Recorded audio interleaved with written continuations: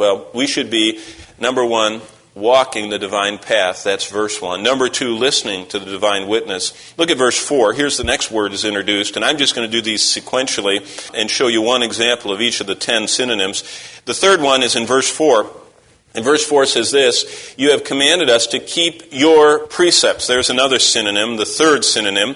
This word occurs 21 times. It's always translated in all 4 versions, precepts. And it speaks of the divine directions. This is telling someone where to go or how to do something. The directions, following the directions. I remember fondly over the years all the things I've tried to put together.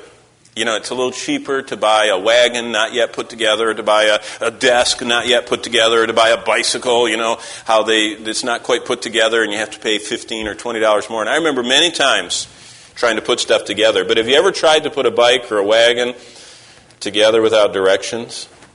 How about a desk? How about a lawnmower? You know, I remember I really got a deal once on a lawnmower. It wasn't quite put together yet. You know, it flew. I put the blade on the wrong side. It was just amazing.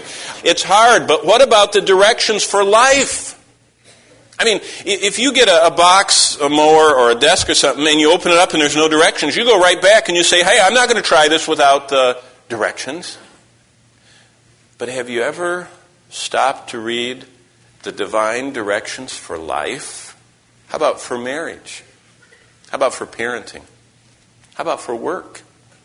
How about for getting old and abounding in getting old? This book contains the divine directions. In fact, this psalm 21 times says, these are the divine directions I want you to follow for life. They're right. They will cause you great rejoicing if you will pay attention to my divine directions, God says.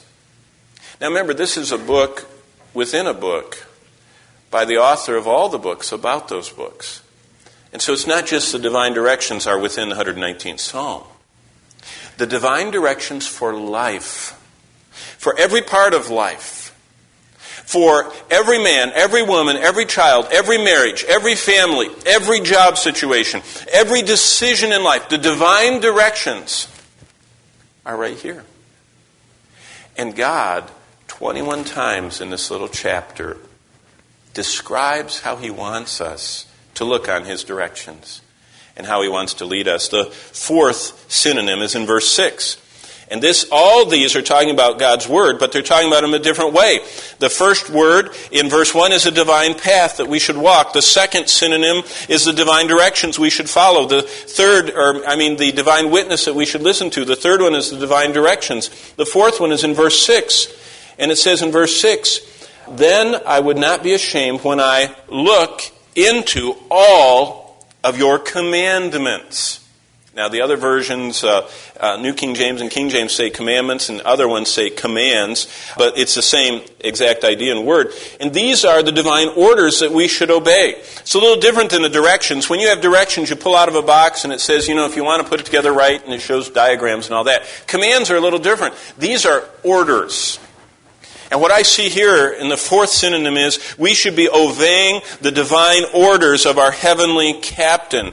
They're perfectly pure. There is no evil intent in those orders. When He says, I want you to do this, I want you to do that, we don't have to wonder, why is He doing that?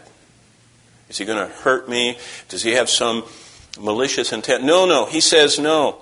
Look at verse 6. Then I would not be ashamed when I look into your commandments. He says they are the divine orders. These are His decrees. It's what He wants for us to do. And it's a wonderful blessing to know that we're obeying the divine orders of our heavenly captain. And you know, it's so interesting. The Apostle Paul, when he talked and gave his testimony, he said, I wasn't disobedient. The Lord spoke to him, ordered, told him what to do. And when he got to the end of his life, he says, I've finished the course, I've kept the faith. He says, I have obeyed as much as I know possible what I was told to do. And I was one who followed the divine orders. I obeyed them of my heavenly captain.